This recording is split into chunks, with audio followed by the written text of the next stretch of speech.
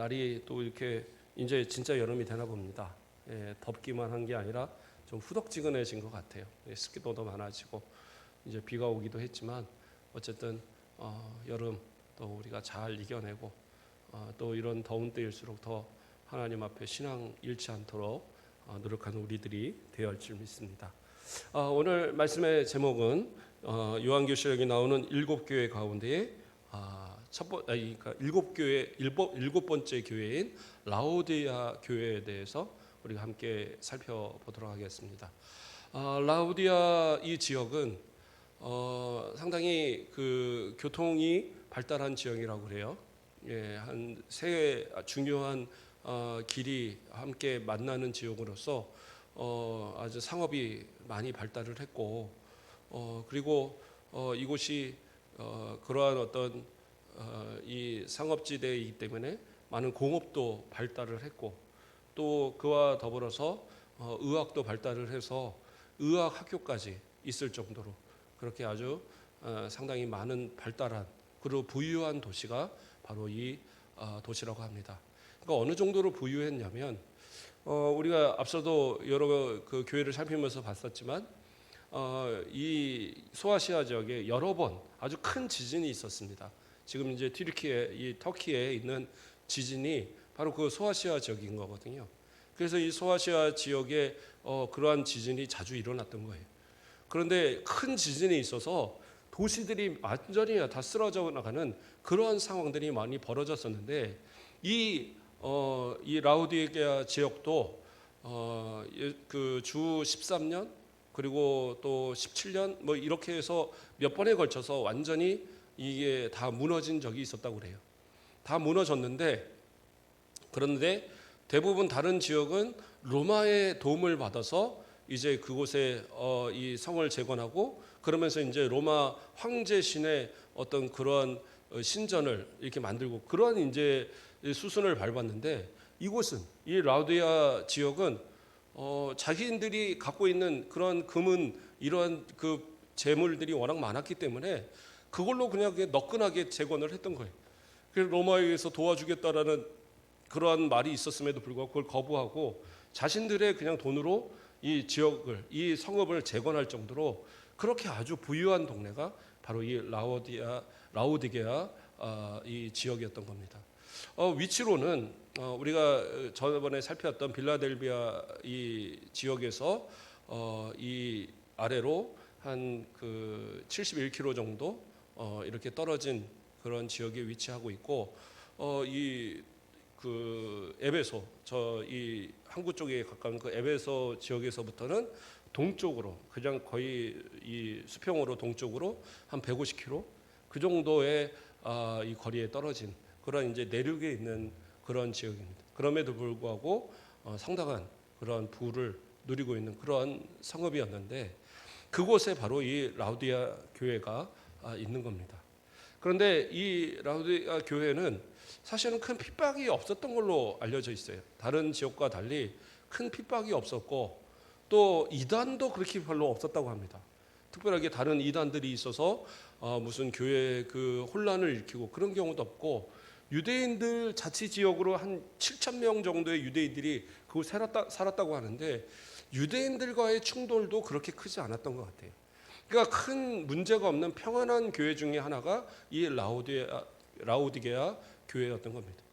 그럼에도 참 희한한 것은 7교회 가운데 이 사대교회도 칭찬이 없었지만 사대교회에서는 이 옷을 더럽히지 않는 몇 사람들이 그래도 남아 있었다라고 그렇게 이야기했고 그들로 결국에 있어서는 어떤 회복을 약속하시는 그런 약속이 주어졌었는데 이 라오디게아 교회에 대해서는 그러한 것도 없어요.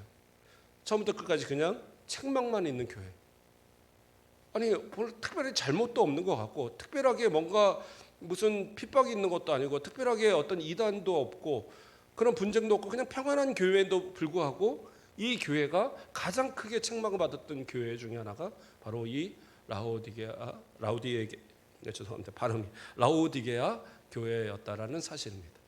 자, 그래서 우리가 이 말씀을 우리가 한번 좀 살펴보겠는데요.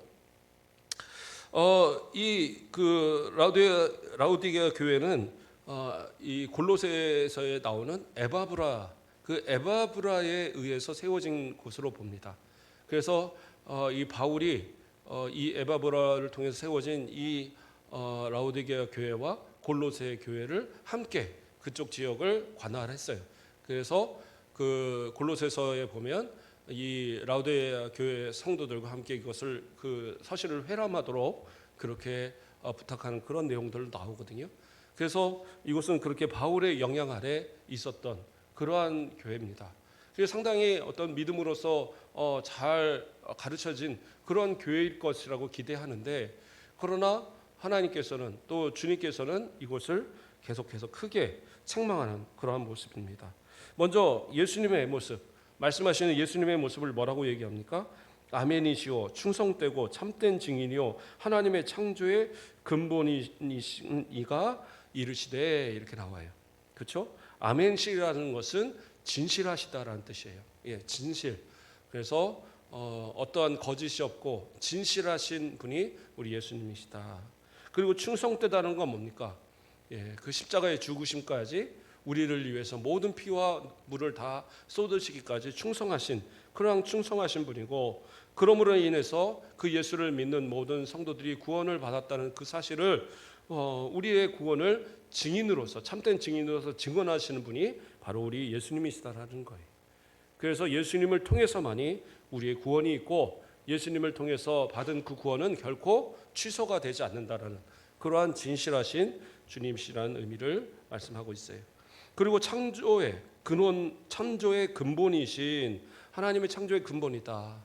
그렇죠? 말씀으로 세상이 창조되었고, 예, 사도 요한은 태초에 말씀이 계시니 이는 곧 하나님이다라고 얘기하면서 예수 그리스도가 바로 그 창조의 근원 되신 하나님이시다, 성자 하나님이신 것을 요한복음에서 이야기하고 있잖아요.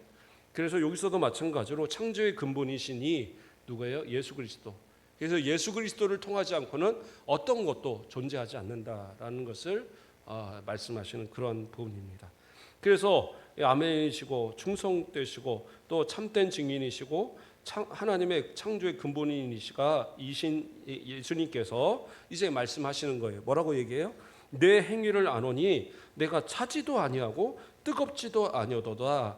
내가 차든지 뜨겁든지 하기를 원하노라, 이렇게 얘기하시죠.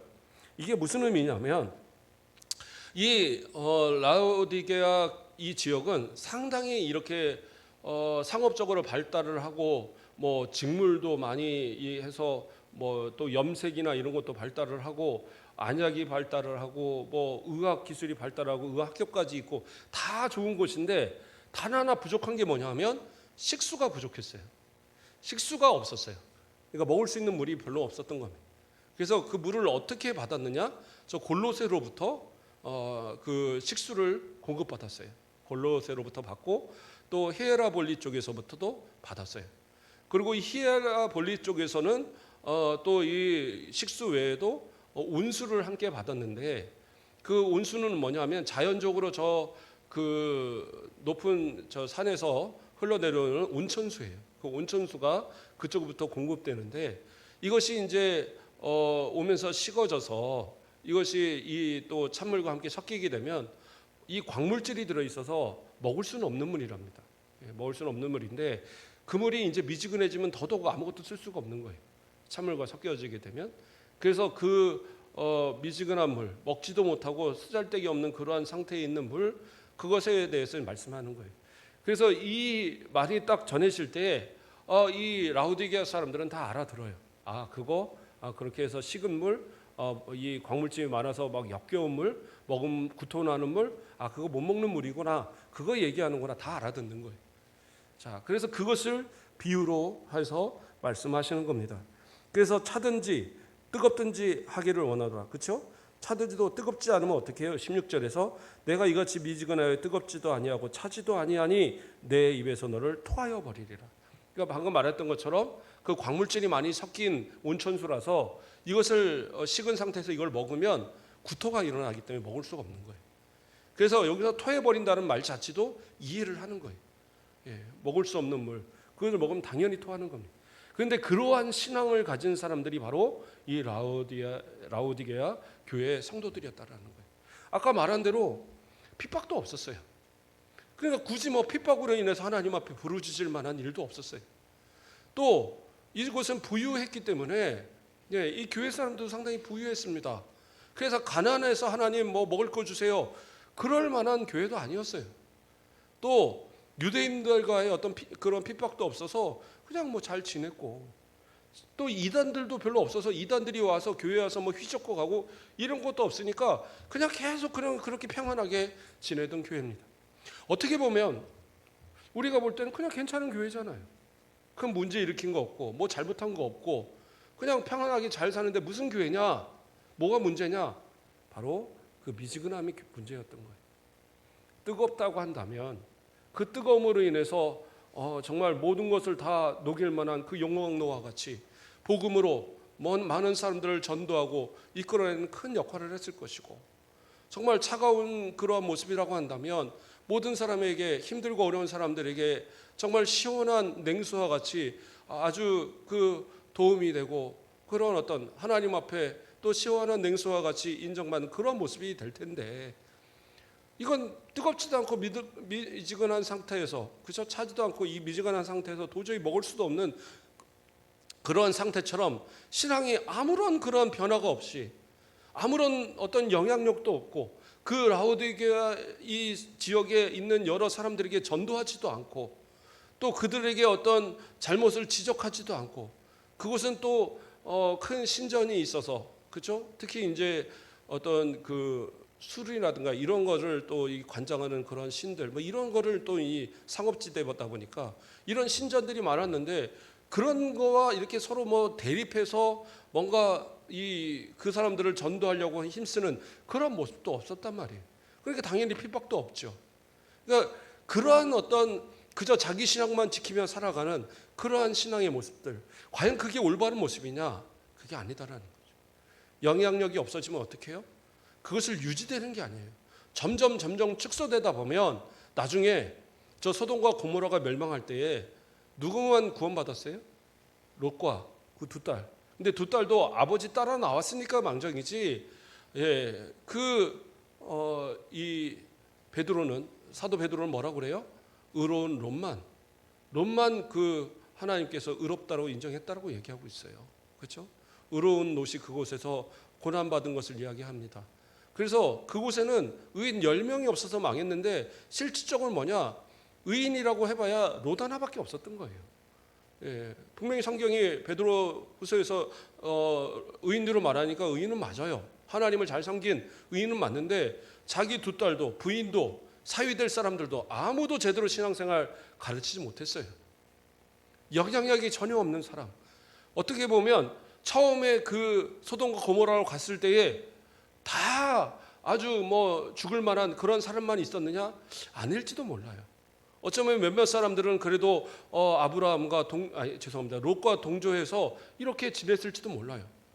그러나 제대로 된 영향력을 끼치지 못하니까 결국에는 어떻게 해요? 아무도 여호와 하나님을 섬기는 사람이 없고 홀로 남아서 결국에는 그 사람 하나 남기고 나머지를 다 멸망시키는 그런 일까지 이루어지잖아요. 어떻게 보면 라오디게아 지역도 그런 거죠. 복음에 소홀하고 복음에 전하지 않다 보니까 처음에 그 복음에 뜨거웠던 것은 다 사라져버리고, 누구에게 전하지도 않고, 그렇다고 해서 뭐 어떤 핍박이 없으니까 하나님 앞에 특별하게 기도하는 것도 없고, 그냥 형식만 남아서 예배하고 돌아가고 그냥 그것만 반복하는 그러한 모습이 그들의 모습이었던 거예요. 그러니까 어떻게 해요? 영적으로 이미 병들어서 사단 마귀는 그 안일한 그들의 모든 모습들을 다 점점, 그렇게 신앙생활 열심히 할 필요 뭐 있어? 복음 전할 필요 뭐 있어? 뭐 그렇게 오후 예배까지 갈 필요 뭐가 있고, 뭐 그렇게 새벽에 기도할 필요도 뭐가 있고, 또 뭐 때마다 시간 내서 기도할 필요도 뭐가 있고, 그냥 가서 주일날 예배 한번 드리면 되는 거지, 뭐 특별하게 뭐 할 게 있어? 점점 신앙에서 나태하게 만들어가는 그런 모습. 분명히 예수 믿는 사람이긴 한데 이 믿음이 점점 갈수록 사라져 버려가는, 그래서 그게 믿는 사람인지 아닌지 구별도 안 돼가는. 그래서 지금 유럽 같은 경우는 어떻게 해요? 예수 믿는 사람들은 많이 있습니다. 물어보면 저 크리스찬이라고 하는 사람들이 많이 있어요. 그런데 문제는 뭐예요? 교회를 안 가요. 교회 안 가고 언제 가요? 태어날 때, 결혼할 때, 죽어서 장례식 할 때. 이렇게 교회 간다는 거 아닙니까? 이게 무슨 신앙이에요? 그러한 신앙으로 살아가는 것 하나님은 원치 않으신다는 거죠. 주님은 인정하실 수 없다라는 거예요. 그렇기 때문에 차든지 더웁든지 분명하게 신앙의 그러한 역할들을 하라고, 영향력을 끼치라고 말하고 있는 거예요. 그렇지 않으면 뭐예요? 토하여 버리겠다. 토한다는 건 뭐예요? 그냥 완전히 쓸모없는 그러한 것으로 버려버리시겠다라는 거예요. 큰 잘못한 것도 없는데, 큰 무슨 니골라당이 들어와서 이렇게 한 것도 아니고, 선지자 이세벨 같은 여여 선지자 이런 사람들이 와서 이 혼란을 일으킨 것도 아닌데, 그저 그냥 묵묵하게 신앙생활했다고 그랬다고 이렇게 책망을 하시나? 그러나 온전한 신앙이 아닌 거죠. 점점 쇠퇴하는 신앙인 거죠. 영적으로는 병들어가는 거죠. 그럼에도 깨닫지 못하기 때문에 하나님은 책망하고 계신 겁니다. 그래서 뭐라고 그래요? 내가 말하기를 나는 부자라 부유하여 부족한 것이 없다 하나 내가 곤고한 것과 가련한 것과 가난한 것과 눈먼 것과 벌거벗은 것을 알지 못하는도다. 겉으로는 부유하지만, 겉으로는 아무 걱정 없지만, 아무 근심 없이 살아가지만 실제로 영적으로 그 영적인 모습을 딱 들어보면 뭐예요? 눈멀고 병들었고, 그렇죠, 벌거벗었고 가난하고 이러한 모습이 그들의 모습이다라는 거예요. 그러니까 어떻게 해요? 빨리 그 영적으로 병들어 있는 그 모습들을 그 벌거벗은 모습들을 빨리 회복하라고 말씀하는 겁니다. 그래서 18절에 뭐라고 그래요? 내가 너를 권하노니 내게서 불로 연단한 금을 사서 부유하게 하고라고 얘기합니다. 그러니까 영적 부유함을 가지라는 거예요. 영적으로 든든하게 저 고난 가운데서 그 연단되어진 그러한 신앙, 그렇죠? 마치 순수한 금을 얻기 위해서 풀무에서 모든 그 찌꺼기들을 다 태워버리고 그 순수한 금만 걸러내듯이 그러한 뜨거운 어떤 고난들, 그 힘든 고난들을 견뎌내고 결국에서는 그 큰 신앙, 참된 신앙을 얻어지는 것 같은 그러한 연단된 금을 얻으라는 거예요. 사라는 거예요. 믿음으로 그 영적 부유함을 회복하라고 말씀하고 계신 겁니다.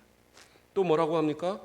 흰 옷을 사서 입어 벌거벗은 수치를 보이지 않게 하라는 거예요. 이것은 뭡니까? 그리스도의 의.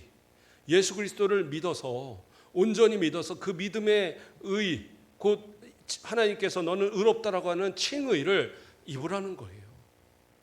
정말 겉으로 나는 예수 믿어. 근데 진짜 믿음이 아니면 하나님의 어떤 그 의롭다 하시는 칭함, 그 그리스도의 의가 전가되어서 그 흰 옷으로 입혀지는 그 거룩한 옷을 입혀지지 않는다라는 거예요. 그렇죠? 그래서 예수님 앞에 믿음으로 나는 살아. 난 믿음으로 사는데. 근데 그 말로만 믿었을 뿐이지 진짜 그 믿음의 삶이 없고 믿음의 정말 그 내적 변화가 없다면 결국에 나더러 주여 주여 하는 자마다 아버지께로 가는 게 아니다라고 그랬어요. 천국에 가는 게 아니라고 그랬어요. 결국에 뭐예요? 아버지의 뜻대로 행하는 자, 행함이 있는 믿음, 변화된 믿음, 진짜 차든지 덥든지 뜨겁든지 하는 그 신앙의 모습이 있어질 때에 하나님께서 어떻게 해요? 그를 예수 그리스도의 표로 의롭다라고 인정해 주시는 거예요. 그래서 그 믿음의 의로워짐에 대한 부분을 이야기하는 거예요. 그래서 흰 옷을 사서 벌거벗은 수치를 보이지 않게 하라는 거예요. 그리고 안약을 사서 눈에 발라라. 이곳에 제가 아까 얘기했죠. 안약이 참 유명했다고 그래요. 그래서 이곳에서 이 만들어진 그 안약 가루를 갖다가 이 안진이라 이런 것에 이렇게 바르면 눈이 쉽게 낫는 그러한 것이었다고 그래요. 그래서 그런 수출도 많이 하고 그런 것처럼 겉으로만 그 어떤 안약을 발라서 육신의 질병만 낫게 하려고 하지 말고 영적으로 병들어서 그 눈이 정말 그 영적으로 병들어서 제대로 뜨지 못하여 악이 무엇인지 선이 무엇인지 구별하지 못하고 믿음이 무엇인지 그 불신이 무엇인지 구별하지 못하고 살아가는 그 모습들을 빨리 회복하라는 거예요. 주님의 그 주시는 은혜가 아니고는 치료될 수 없는 거예요. 그러니까 오직 예수 그리스도를 믿는 그 믿음으로 온전한 신앙의 모습으로 그리스도를 통해서만이 그것이 치유된다는 사실을 믿고 빨리 그 믿음을 회복하라고 그렇게 말씀하고 있는 겁니다. 그리고 또 뭐라고 그래요? 19절에 물은 내가 사랑하는 자를 책망하여 징계하노니 그러므로 내가 열심을 내라 회개하라 얘기하고 있어요. 책망도요, 돌이킬 수 있을 만한 사람한테 책망하는 겁니다. 그렇지 않아요? 돌이킬 수 있을 만하니까 책망하는 거지, 더 이상 책망해서 안 될 것 같은 사람은요 건들지 않습니다. 자녀들도 마찬가지. 부모들이 자녀들한테 매를 들어 때릴 때는요, 그래도 이 자식이 좀 뭔가 돌아오길 바라고 뭔가 될 것 같으니까 그렇지, 어느 순간 도저히 말로 안 되고 때려도 안 되고 그러면요 부모가 포기하잖아요. 물론 마음으로는 포기 안 하겠지만 어떻게 하겠어요? 더 이상 뭐 그렇다고 어디다 잡아서 뭐 다리를 분질러 놓겠어요? 어디다가 가서 묶어 놓겠어요? 결국에는 자식들이 밖에서 방황하고 그래도 어떻게 할 방법이 없는 거예요. 그렇죠? 그러나 내 품 안에 있을 때, 이 아이들이 내 말을 그래도 두려워하고 들을 수 있을 때, 그때에 징계하는 거죠. 그때에 매를 드는 거잖아요. 그게 아니면 이미 때가 지나버리면 방법이 없는 거예요. 그래서 이것은 뭐예요? 주님께서 아직 그래도 이 라오디게아 교회에게 기대함이 있는 거예요. 회개만 하면, 저들이 다시 변화만 되면, 이제 그 잃었던 신앙을 회복만 하면, 그 영적인 이 멀었던 눈을 치료만 하면, 그 영적인 벌거벗음을 면하기만 하면, 그 영적인 이 곤고하고 그 가난한 상태에서 영적 부유함을 얻기만 하면 이제 뭔가 회복된 모습으로 다시 살아있는 교회, 움직이는 교회, 역동적인 교회로 변할 수 있는데, 그렇기 때문에 하나님께서 어떻게 해요? 징계하신다라는. 그래서 성도들이 때로는 그런 얘기들 해요. 하나님 도대체 왜 나를 징계하십니까? 왜 내가 이런 어려움을 당해야 됩니까? 라는 얘기들을 할 수 있어요. 물론 그것이 때로는 연단일 수 있어요. 앞에서 말한 것처럼 연단한 금. 그래서 내가 신앙의 어떤 좀 더 성장을 위한 어떤 시련에도 흔들리지 않도록 나를 연단하고자 하는 그러한 고난일 수도 있지만, 그러나 많은 경우들은 뭐냐? 내가 온전한 신앙으로 서지 못하고 내가 세상을 향하거나 올바른 믿음의 모습을 갖지 못할 때 하나님께서 징계의 그 회초리를 들어서 우리를 깨닫게 하시는 거예요. 돌아올 가망성이 있으니까, 아직 믿음으로 돌아올 수 있는 가망성이 있으니까 때리시는 거예요. 그래서 진짜 하나님이 택하신 자들이요, 그 매를 맞으면 주님 앞에 돌아와요. 하나님 용서해 주십시오.